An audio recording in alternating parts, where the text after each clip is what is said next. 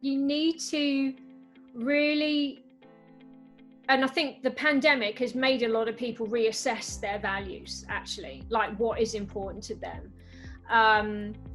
You have to get clear on what's important to you, and it's different for everybody, first of all. So in other words, you need to work out what your values are, so where your priorities are, what's important to you, where you live, the job you do, how you earn your money, how you spend your time with other people, which is what we were saying before, and then what are your goals? So we've got values, goals, and then objectives.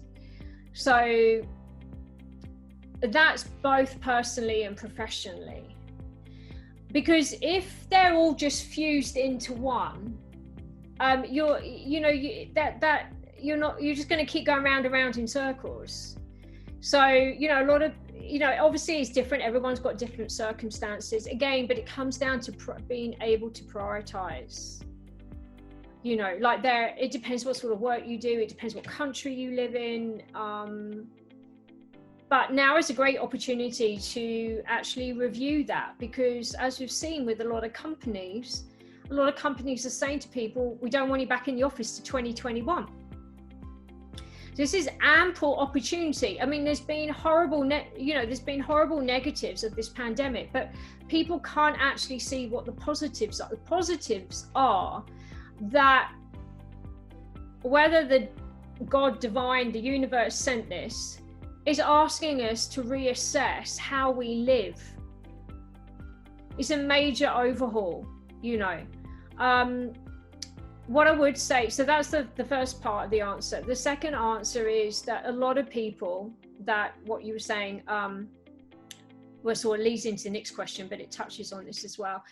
When you talk about work-life balance, there's going to be a lot of people that just go, work is the only thing. And it may be that work is a priority for a period of time. So if you're a graduate and you're coming out of university and you want to spend 5 years, before you think about settling down, having a family, before you start a tech startup, any of those sort of things, right? So you need to have you need to have some sort of idea about where you're going, and as I say, how you want to divide your time. Because taking on too much work stuff and then taking on too much family stuff will just lead you into a state of overwhelm.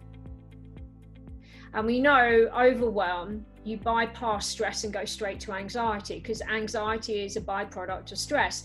Stress on its own, if it's caught and it's, if you catch stress, if you understand what stress is, you've got a better chance of resolving the stress. If stress goes on, anxiety is only a repercussion of stress in someone going on for a prolonged period of time without being addressed. And that's what leads to, that's one of the factors that leads to anxiety. And anxiety is often worse than stress because then it leads to many other symptoms.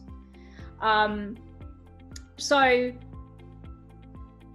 balance it is literally just trying to find a balance. But in order to find the balance, you have to get really real with yourself.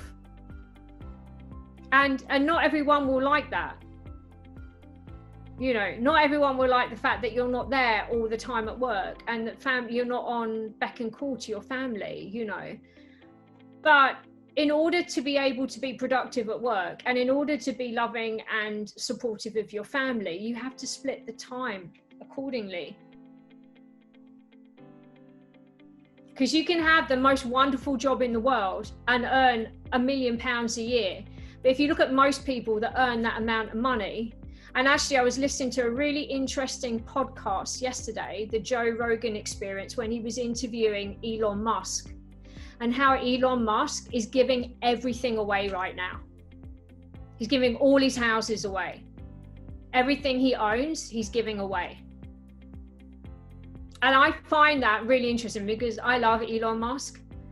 because he's such an honest person.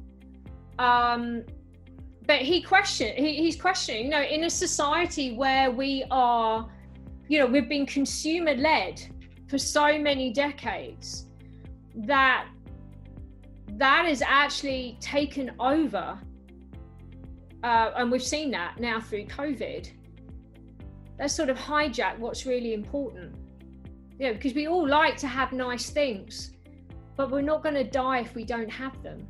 But if you don't have family and friends and supportive networks around you, then potentially you stand the risk of isolation, loneliness, depression, and worse things.